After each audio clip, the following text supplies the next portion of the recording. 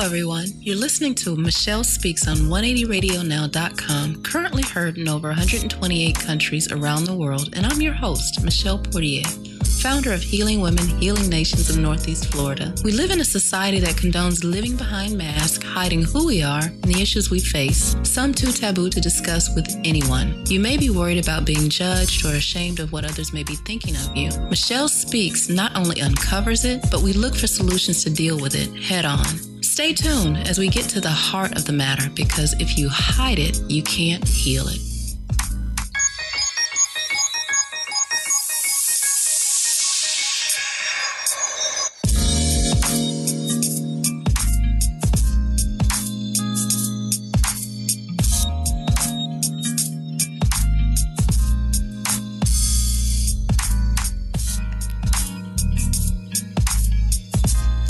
Welcome to Michelle Speaks, where if you hide it, you can't heal it, where no topic is taboo. I'm your host, Michelle Portier, and we're coming to you today to talk to you about meeting your authentic self. I have with me here in the studio today the amazing Miss Kathy DuPont, and she's going to share with us her journey to being delivered from low self-esteem. And how many of us can relate to that? Over 50% of women in this world suffer from low self-esteem. Low self-esteem is a rampant disease in our society, particularly among women. So what is low self-esteem? To put it quite simply, it's an unhealthy, low sense of self-worth. I'm no good. I can't do anything. I'm useless. I'm stupid. I'm worthless. I can't stand up in a group. I can't stand up in front of a group of people and have a conversation because they'll think my ideas are silly. All those statements are the thoughts that constantly plague people with low self-esteem. And the impact of them is that the people who suffer from this unhealthy low sense of self-worth struggle to have meaningful relationships. They don't have any joy or peace in their lives. They're touchy. Their feelings are easily hurt. It's like a prison, this low self-esteem thing. And for many, it seems to be a life sentence. Well, today we're going to be talking about and discussing how to break free from the bondage of low self-esteem and meet your authentic self. The Word of God says in Psalm 139:14, we are fearfully and wonderfully made by God. So Miss Kathy DuPont, thank you so much for blessing us with your presence and bringing some nuggets that will change and impact the lives of so many, especially women that battle with this, but men as well. So thank you. Thank you. I'm so glad to be here. So tell us, Miss Kathy DuPont, who is Kathy DuPont, personally, professionally, and spiritually? So personally, I'm a wife, I'm a mother, I'm a grandmother. Oh, wow. A young grandmother, should I say. A beautiful grandmother. Well, thank you. So I have a career, I work, I try to maintain family. So professionally, I'm a case manager, and I actually been working in the field of addiction now for about 10 years. Okay. And so I have the opportunity to impact women and men now on the position that I have, their life, that's professionally. And spiritually, I'm a part of a wonderful ministry, Kingdom Life in Jacksonville, Florida, and I'm excited to be a part of that ministry. And I serve there as a teacher, and I'm a part of the evangelism team, so I work, and so the things that I've learned, one of my lifelong goals is that I can impart it to someone else so they can be better. Right. So where I've been free, delivered, I've come through journeys of have ups and downs. You don't have to go down that road because I've already been down that road. And I can share that with you. You preaching to the choir. And you can make another turn. You don't have to go down there. I already know what's down there. There you go. Oh, you're preaching to the choir. So I'm looking forward to those nuggets that you're going to share with us today. And on that end, I just wanted to say that I've had the opportunity to witness how you've impacted the lives of 5 women that I know of at a presentation that you did, an event that you did to honor these women that were transitioning from difficult circumstances and getting back into the mainstream of life at an event called Build a Woman. And just to see how you've impacted the lives of women, how does that make you feel, knowing as you do your own journey to get to where you are so that you are able to reach back? Well, I think that's where the teacher part comes in.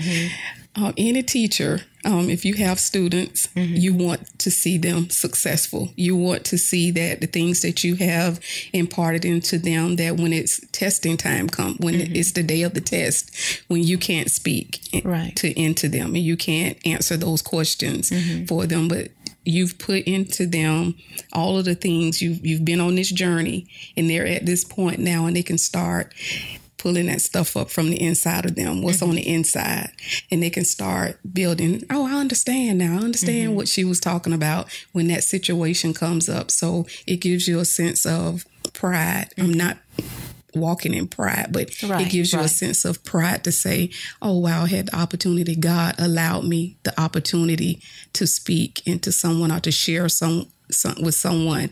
And this is the result.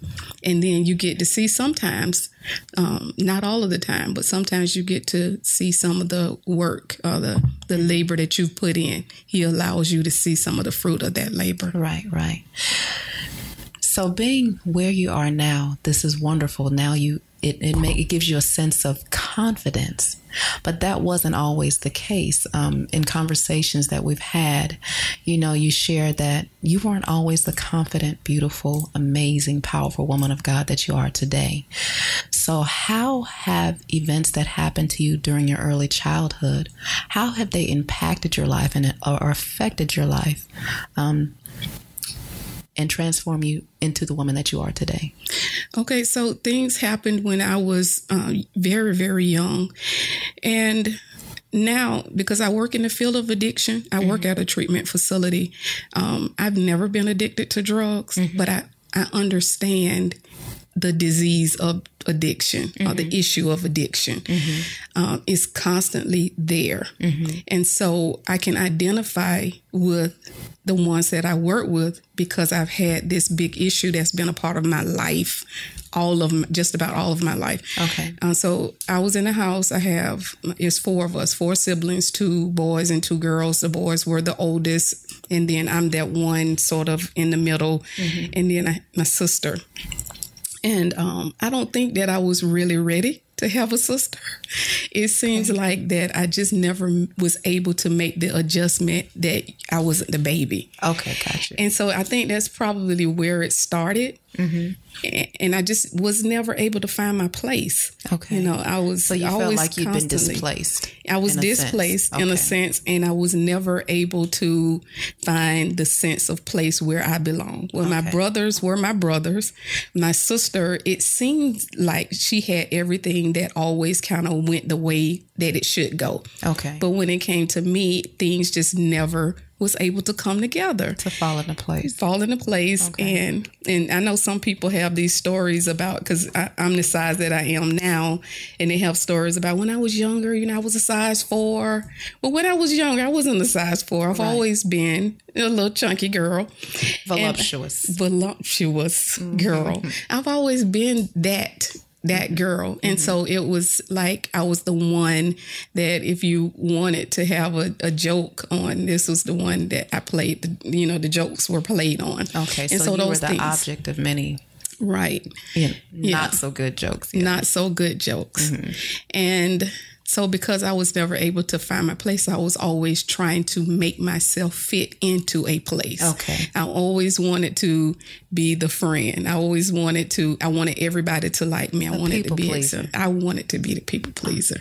And it didn't work because I found that you can't buy friends no matter how much you try. It just does not work like that.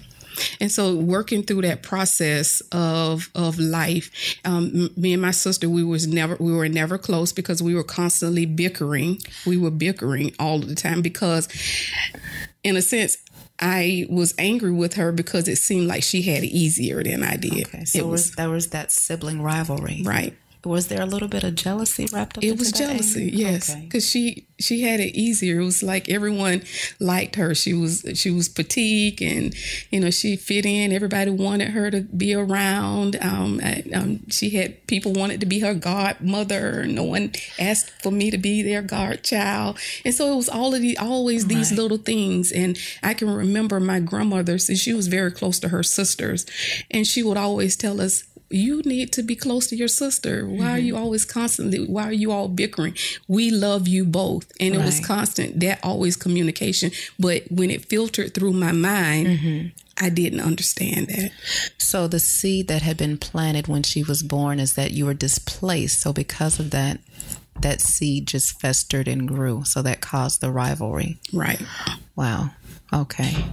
So is that where the low self-esteem began? That's where it started. Okay. And then from there, it just perpetuated itself into other things. A series of things happened to me when I was a teenager. I was raped by a guy in the neighborhood in our community where we lived, and not only by him, but he had his cousin, and he forced his little brother to be a part of that also, which that's another whole topic to say how it damaged the little boy. But so that did not help.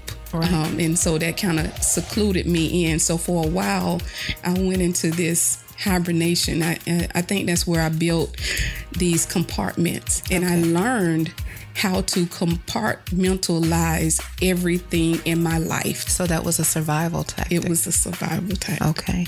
Yeah. What I wanted to point out to you, I don't know if you caught that, but even in the midst of things being done to you, you were violated in the most horrible way that you could be for a woman.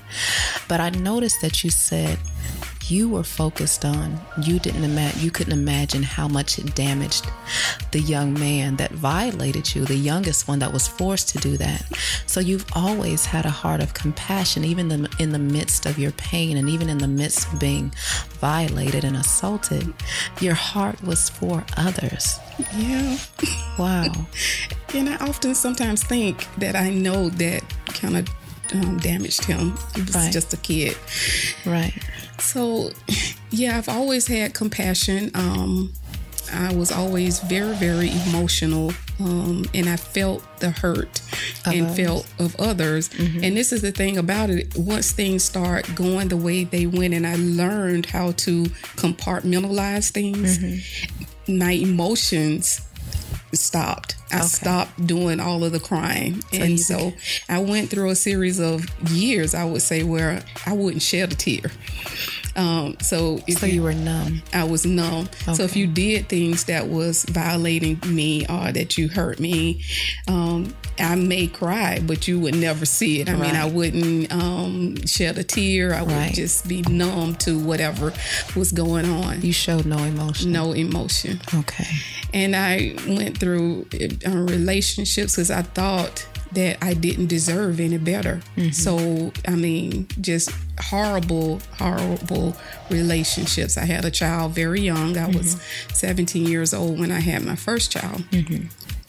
But I don't know, maybe I had a little bit of sense in the back of my head, because I said, I'm never going to have another child. Right. And so I didn't have I can relate to that.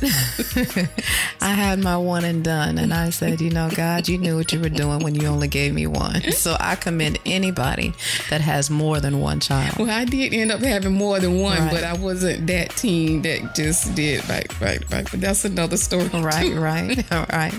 So, Kathy, tell me, what does a day in the life look like for an individual that's suffering from low self-esteem? Well, it was a track that I was on, and I share this story sometimes when I'm talking about my husband. We've been married now for 18 years, but when I met him, I was still in a phase. Several years, I married someone that was in the military, and he was somewhat abusive, and we moved to North Carolina, and this was the first turnaround in my life for me to realize that I had a problem. Okay. So I was living this life, and this was the life that I was living, and I had gotten to this point where I really did not realize that I had a problem. And I met this pastor that was there, and he had there was very, very progressive ministry that we were a part of, and he wanted me to be the director over a child care facility that the ministry was opening. And he came to me, and I was like, why would you want me to be the director? Because I'm thinking, I'm not smart enough. Yeah, I didn't see your worth. See myself like that. And he said to me, and he got really, really close in my face, like how you would get in someone's personal space. And he said, I do not understand why you don't see how beautiful and talented you are. He was literally at the point to how you shake somebody and you want to maybe slap them across the face. Some sense into to get them to get it. And he said, I just don't understand it. And he called me by my name, and I was looking at him like bewildered, like I don't understand why you saying what you're saying to me. But it seeped into my psyche, like down on the inside of me. It was a seed that he planted that day that it started to begin to grow, because we were moved from there. Shortly after that, we moved to another state, which was South Carolina, and then we separated from my husband, and I ended up meeting the guy that I'm married to now. And when I met him, he started saying to me every day how beautiful I was. You are so beautiful. And I used to look at this guy, and I'm like, he really has a problem. Right. Wow, because you couldn't receive it. And I couldn't see it. So initially, I just want to ask this question. Did you look at him like, you're just saying that because what do you want? What is your motive? Right. Yeah. I'm looking like, really, you have to want something, because I've had gone through all of these things where I've been in relationships where they were using me. I was the rebound person. They really wanted someone else. The person that my daughter is from, I was in a relationship with him, but he outright told me, I want someone else. And it was. But you were in the meantime. I was in the meantime. Okay. And so I'd already been through all of those things, and been through a bad marriage, and it was where it was. And I was like, well, okay, everything bad happens to me. And usually when you're going through these issues and you have the low self-esteem, you have a victim mentality, like you deserve to be treated like this. You don't deserve anything better. You don't deserve anything good, which is not true. Because to have life and have it more abundantly, he didn't just say it was for one person. He wants that for all of us. So that was your turnaround or your paradigm shift when that pastor spoke that into you? Okay. Right. So how did it impact, you've kind of talked about how it impacted your relationships, your personal relationships. How did it impact your ability to maintain and sustain employment? And if you had to engage in social interactions in the employment arena, how did that impact the way that you moved? Okay, so, and this is interesting also, because I was a job hopper. I never stayed on a job. And when I look back on my life now, I had some great opportunities that were missed out on because of this issue that I was suffering with, that I just refused to address and pay attention. The low self-esteem. And my sister, in a relationship with my sister, that years that passed by that we could have enjoyed things and times together. I can remember an incident where we both applied for a job, and it was at a warehouse, and the employer, they ended up calling her, and I blamed her, like, you always get, why? That was just more confirmation for you that she had a greater life. Yes, right. Wow. And so it wasn't her the fault that the people didn't hire me. They just hired her because they wanted her. And so I did not see it. So I went through a series of times where I just went from job to job to job to job.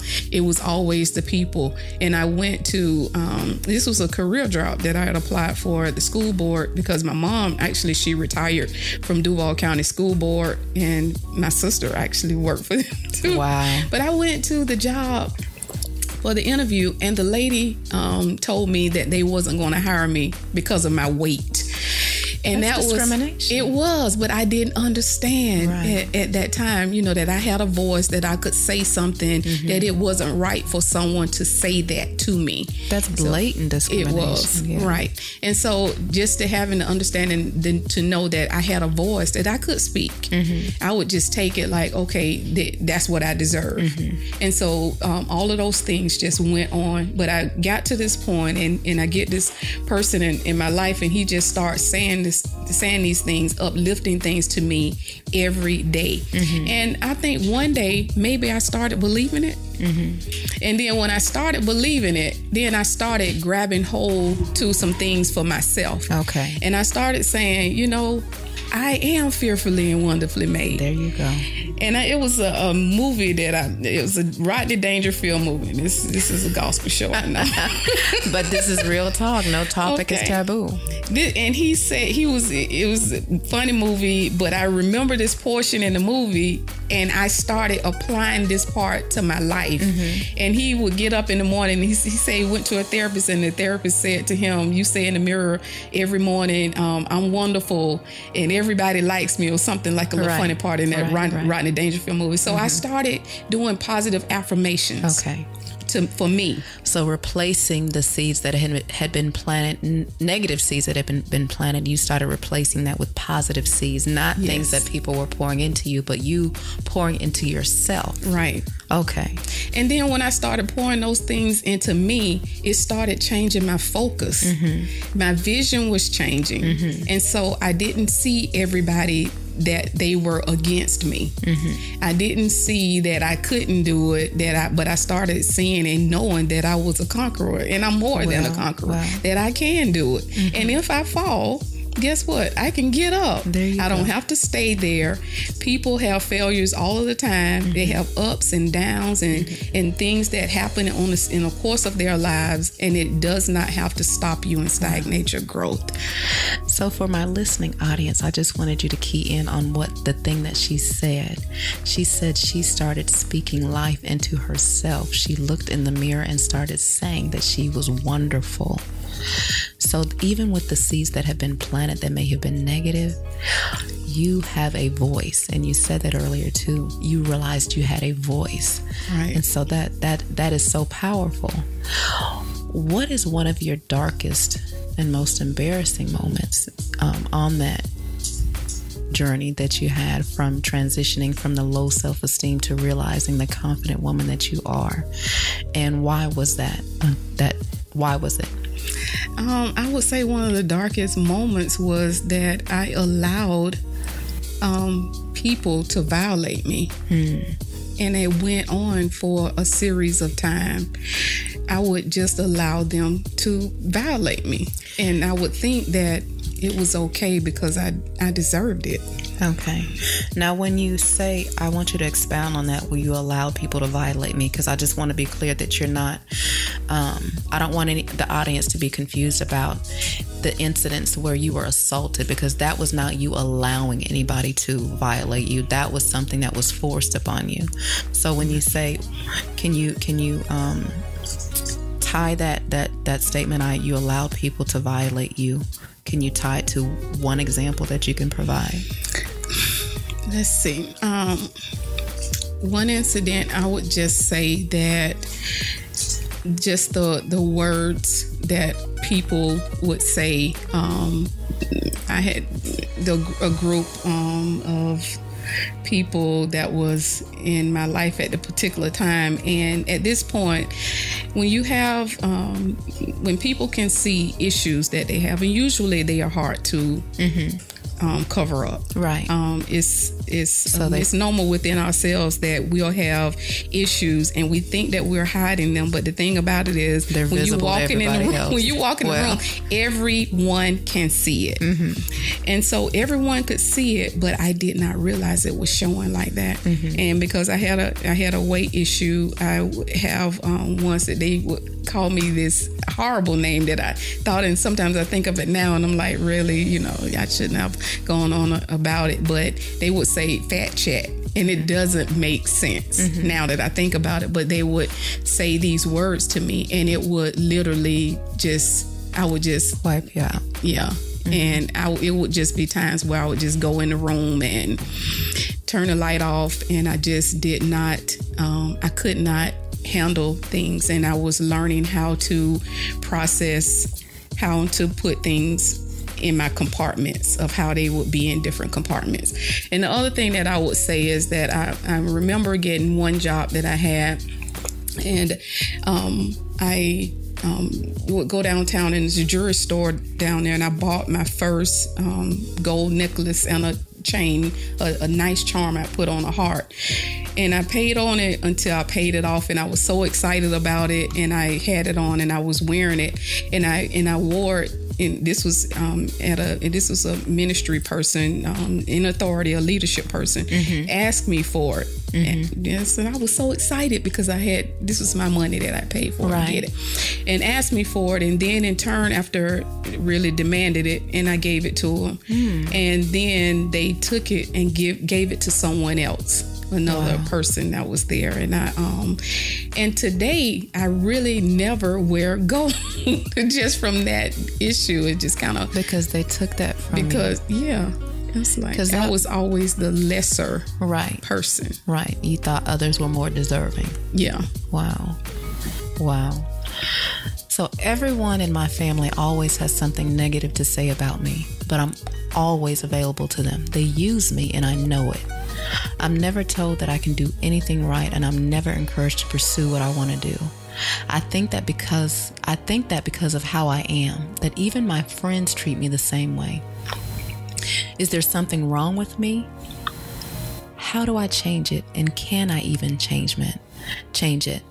So if a young lady came to you, or a young man for that matter, and made those statements and asked those questions, what would you say to them? Well, first, I was that person. And so what I had to start doing was just what I said. I started speaking to myself, and I started telling me the values that I have within me, the things that I have.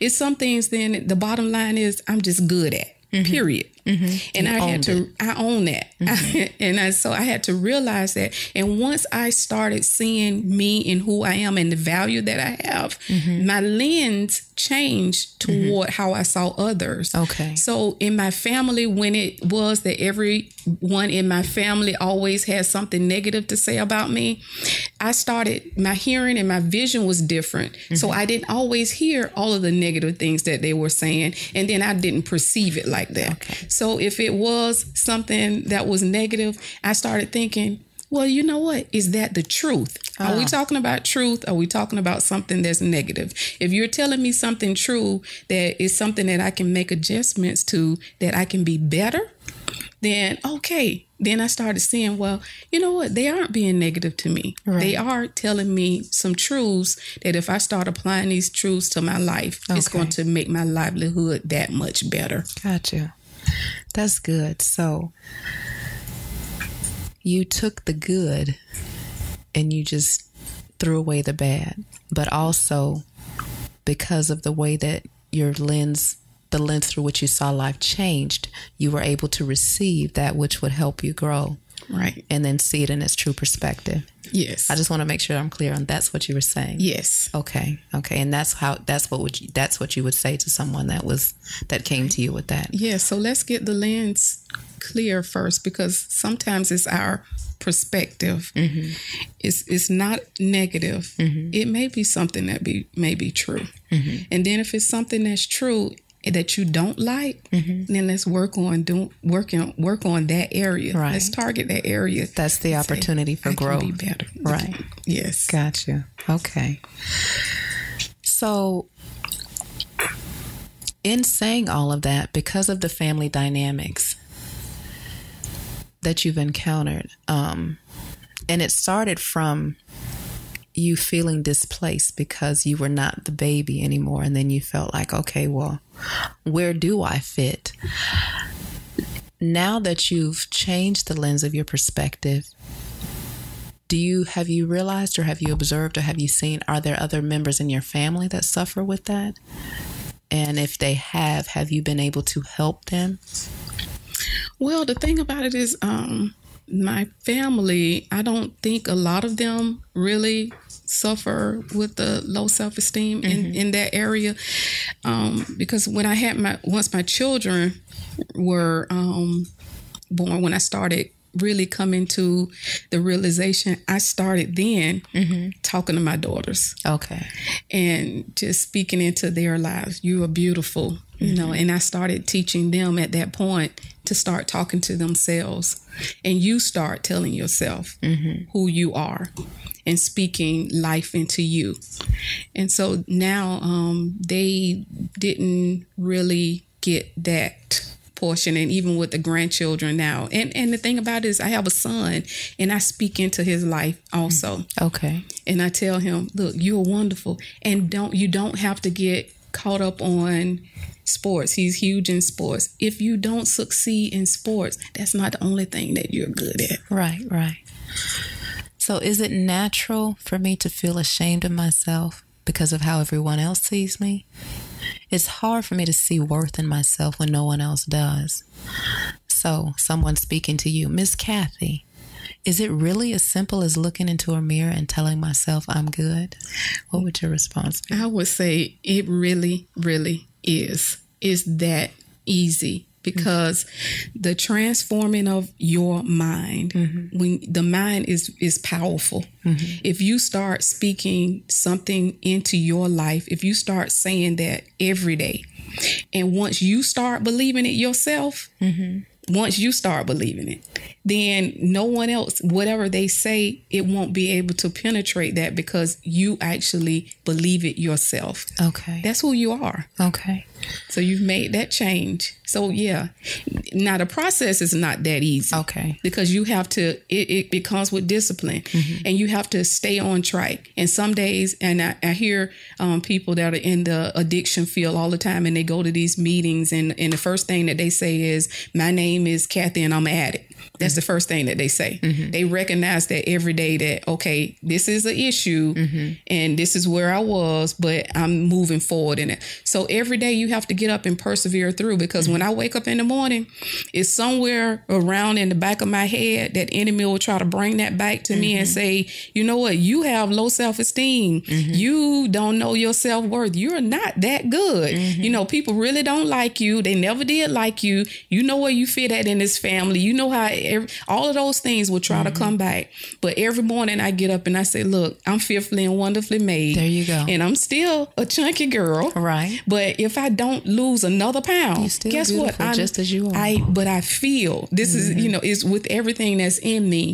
that God loves me from the crown of my head to the very soles of my feet. And he's concerned about everything that's concerning in my life through right now, through all of my generations.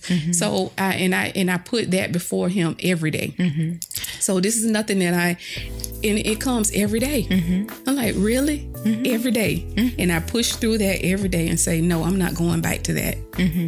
I refuse to go back to that. So something that I keyed in on that you said, the first thing we have to do when you were talking about the addiction groups is acknowledge it. Yes. Saying, this is what I am, but it's not who I have to be.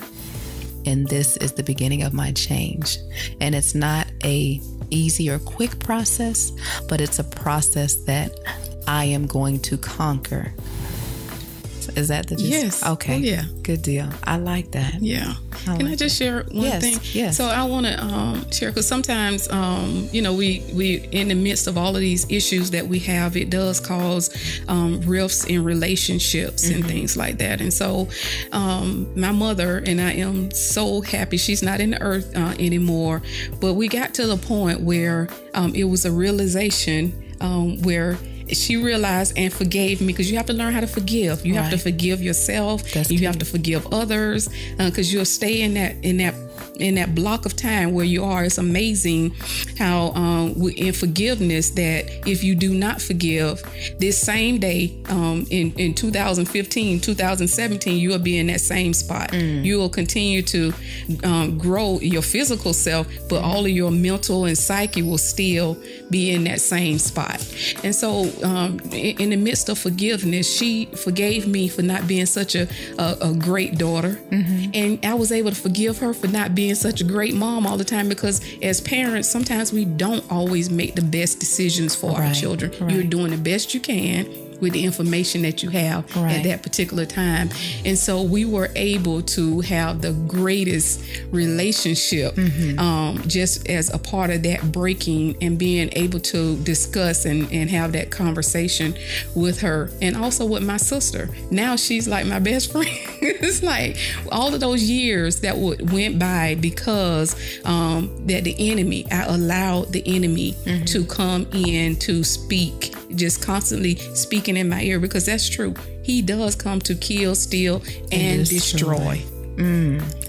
So something that was very profound, and I can relate to having difficulty in your relationship with your mother, because I know you mentioned earlier that you had some animosity or anger or jealousy towards your sister, but I don't recall you saying that you had that with your mother. So because of the things that were in your mind, it caused rift between you and your mother, your relationship. Yes. But what I focused in on is that everything begins and ends with relationship, beginning with the relationship with yourself.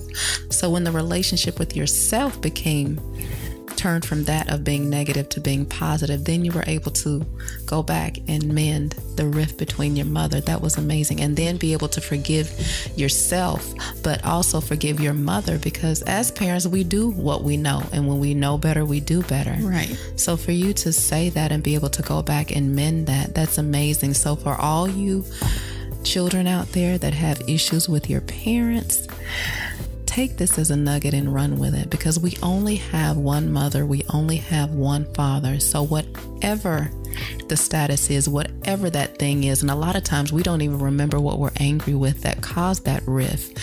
First of all, forgive yourself, swallow your pride, and forgive your parents, because when they're gone, you don't want to have any kind of regrets. And so I just, even for myself, I appreciate you sharing that, because, my mom and I are in the process of reconciling our relationship. And it's just, the relationship we have now is so amazing. And I'm grateful and thankful, because a lot of children don't have the opportunity to mend things on this side with their parents. And so I just thank you for reminding of that important piece. And that's forgiveness, first of self and then with others. So you're in this place now of constantly pouring out and giving to others, those that battle with low self-esteem. And in that is huge. That is, that's not easy to go up and tear up the fallow ground of the seeds that have been sown into people's lives. So with that, how do you maintain your own a healthy sense of good self-esteem, but also a healthy sense of balance? Because you want to go out and pour out, because you know what it felt like when you were in that place and you didn't have the people that were able to pour into you. So how do you find that balance? Okay, well, first I had to realize that I'm not God.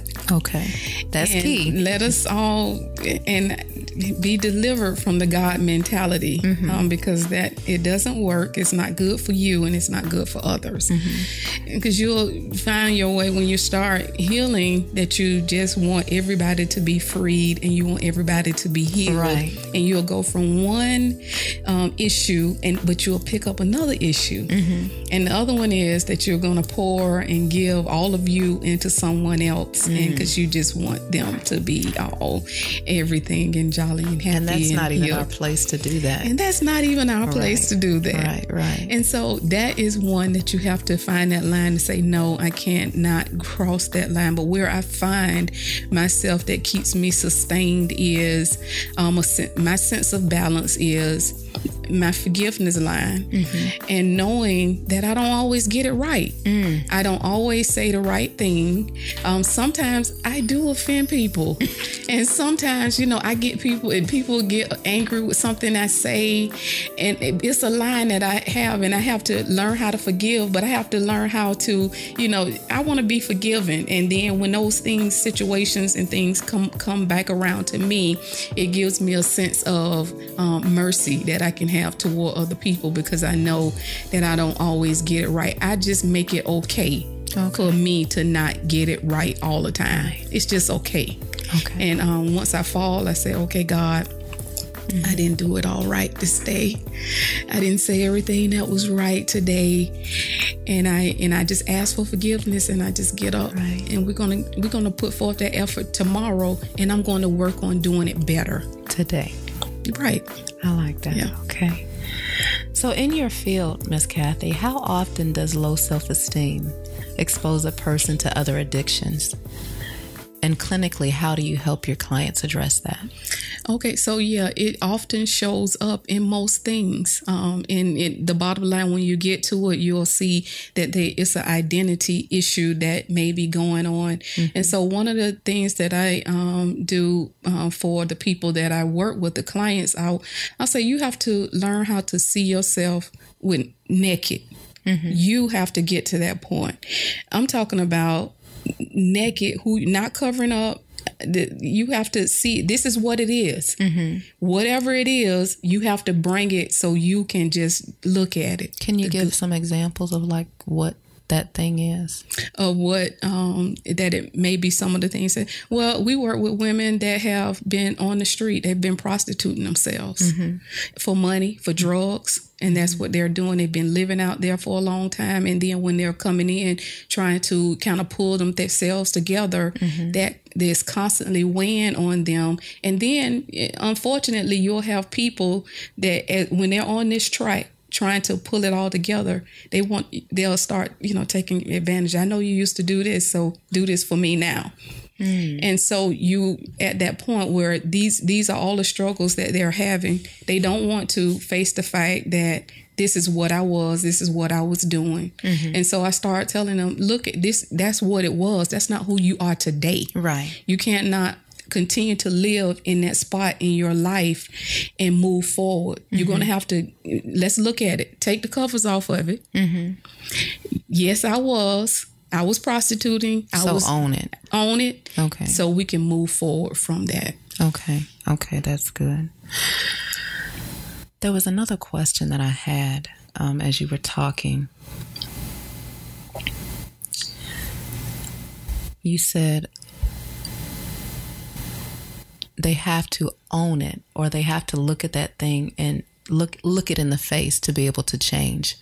And it goes back to what we were talking about earlier. You stay stuck in the past or that thing and you're not able to move forward. But what does that boil down to? Unforgiveness of themselves, unforgiveness of their circumstances, or they just aren't able to face that?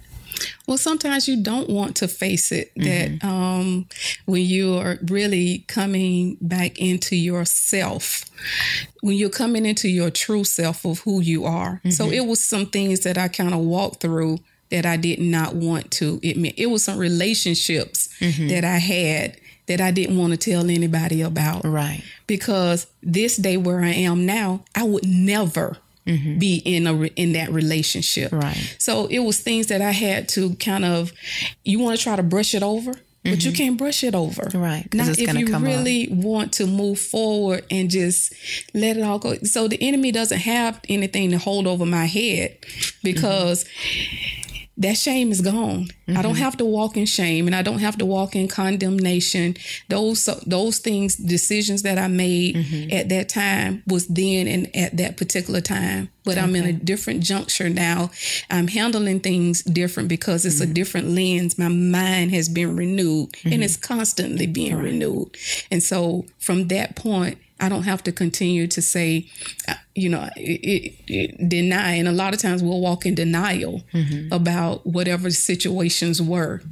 But it is what it is. That's what it was. That was the truth of the matter. So with that, on the journey, when the transformation begins to take place, when you shift how you see yourself, your authentic self, then your inner circle changes. But sometimes a lot of people don't like change because they've gotten comfortable with the you that they can manipulate, the you that they can hang with, the you that they can, degrade themselves and others with.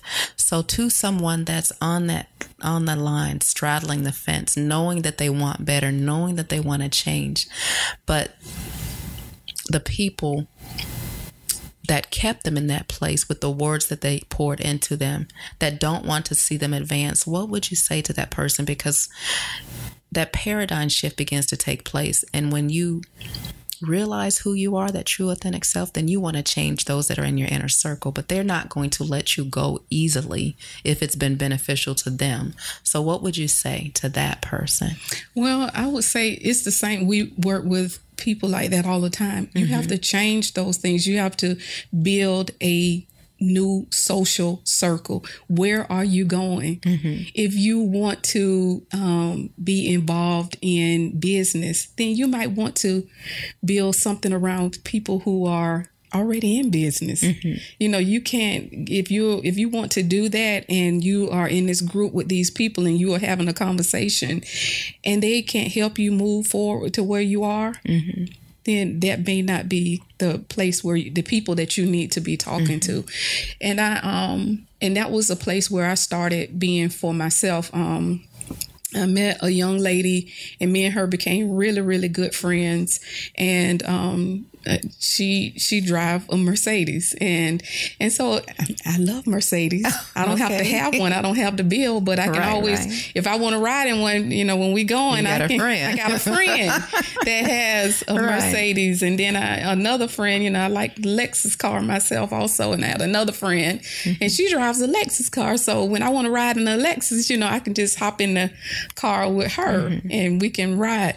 And so you have to start building. And I realized that I did not have people that was even in my life that were, positive thinkers and moving forward. I wasn't a big reader, but I met a young lady that absolutely loved to read, and it ignited reading in me. And so then I started reading a lot, and things started opening up to me. And then so people that I just started meeting that I knew I wanted to do something. I wanted to live better. I wanted to have better. So I started socializing with people that had better.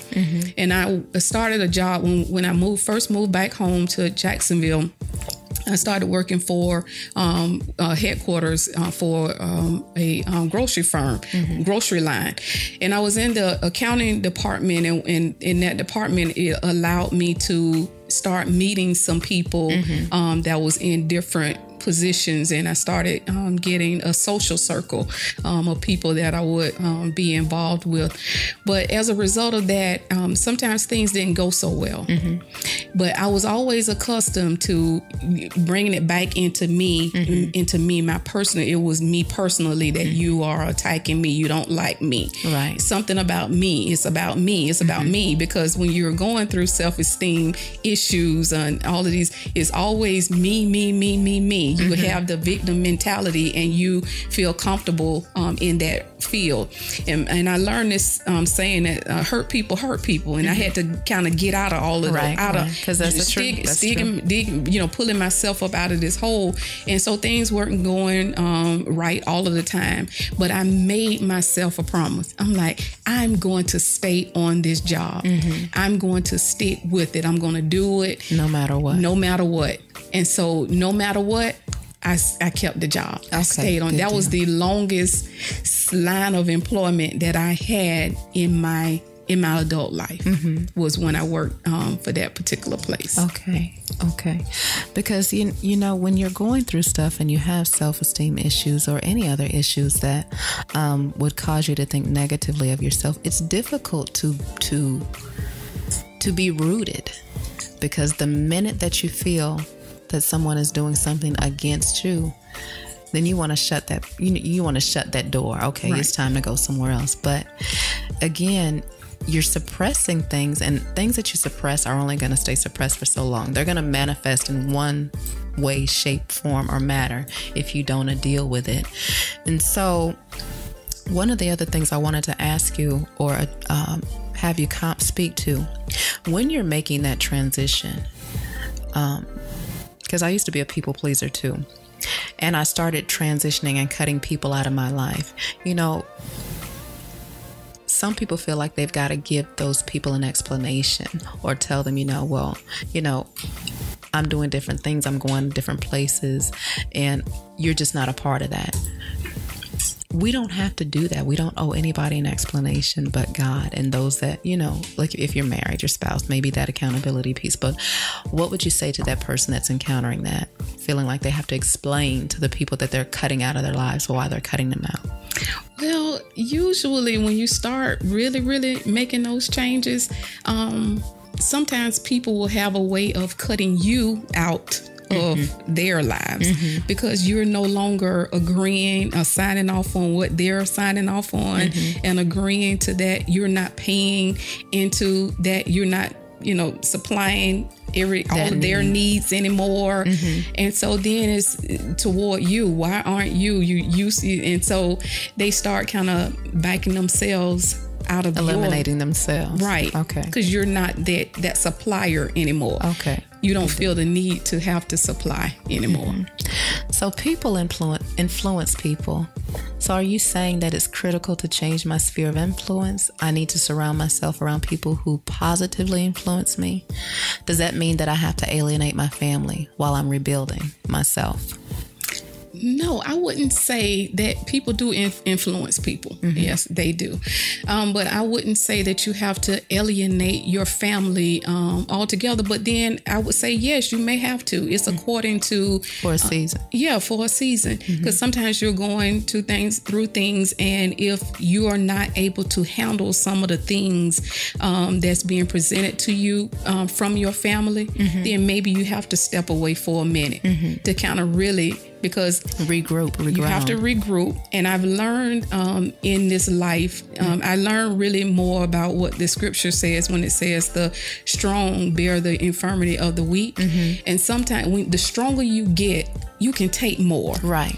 And so if your family is one that says things that it offends you, truly they're saying things that are hurtful, or they're not being the most positive toward you, you may have to stand back. Let me move away for a little bit. I'm not talking about literally moving, but I'm just saying step back a little bit and you get strong.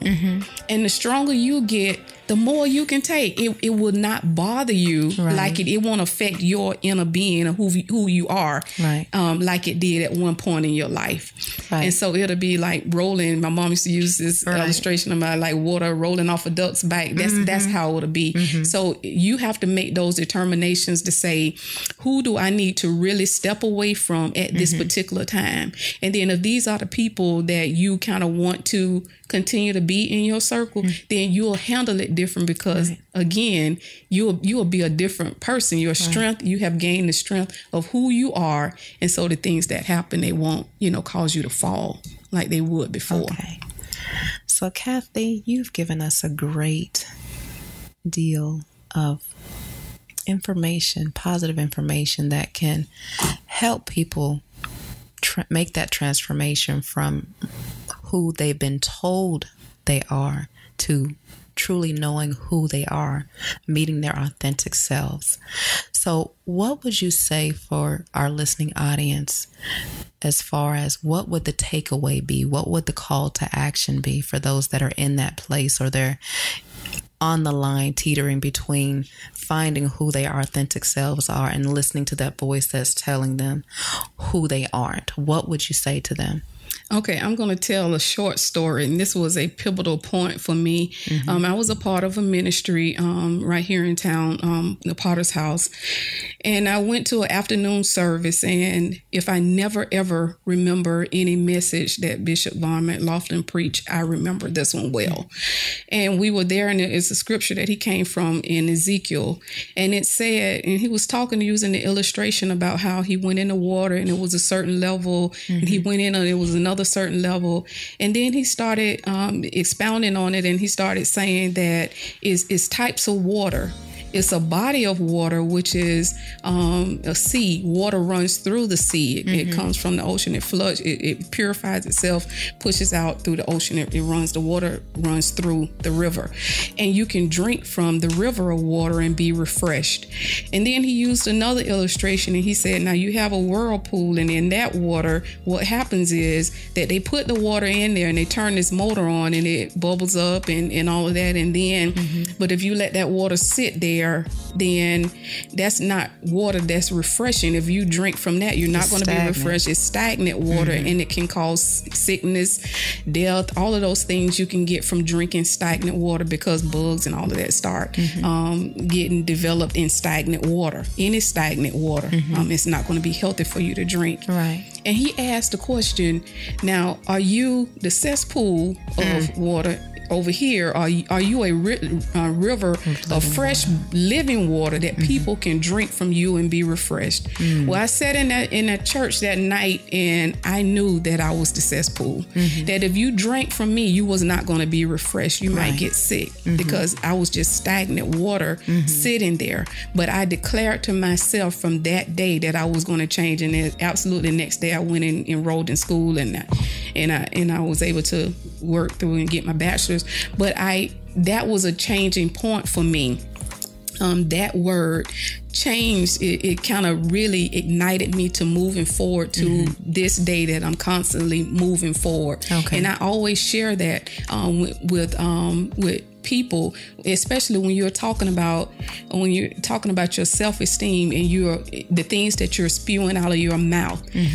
Are you sending out things out of your mouth that's going to be refreshing and help sustain someone else? Or are you that one that if they engulfed anything that you have, it's not going to be good for them?